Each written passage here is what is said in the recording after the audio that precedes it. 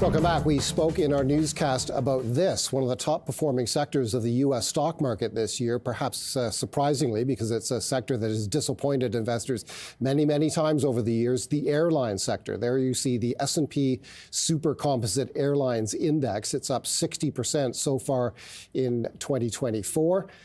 One of the top performing stocks is United Airlines, but others have done well as well because all of those stocks are in the index. We're here to talk about it with Brooke Thackray. He's our featured guest. He's a research analyst at Global X. These are stocks that have disappointed investors many times over the years. They're susceptible to unexpected events. They're susceptible to spikes in the oil price, which causes the price of jet fuel to spike. But they've done very, very well this year.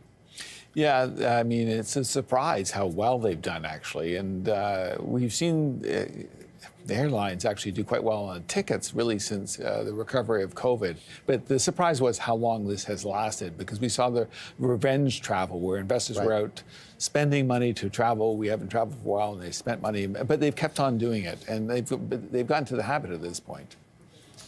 And it is that travel boom that is really pushing things. And as we told you in our newscast, an analyst at Barclays sees the fundamentals actually improving for the sector. Let's take a look at some of the stocks in the sector. United Airlines, as we said, is the star performer. It's up about 140% over the past year.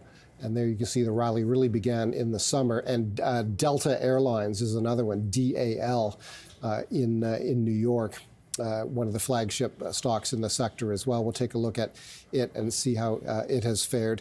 And we'll take a look at Air Canada, the flagship in this country, of course. It also has had a good 2024. There's Delta. You see the rally also beginning in August for this one. And here comes Air Canada also in August. So the market began to embrace these stocks in the summer or so. Air Canada recently sold off sharply, and you can see the sell-off at the right-hand side of that line graph. That's when it issued guidance to the financial community, and there was concern about margins at Air Canada.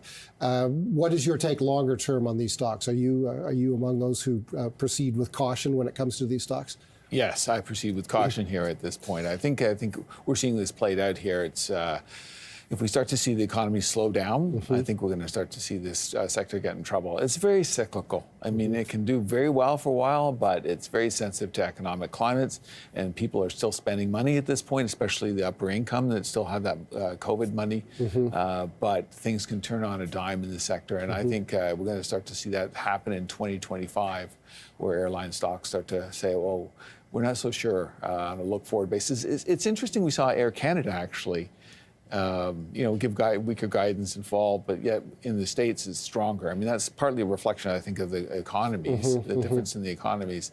But overall, I would be cautious at this time. Air Canada targeted revenue growth stretching out to 2028, hoping to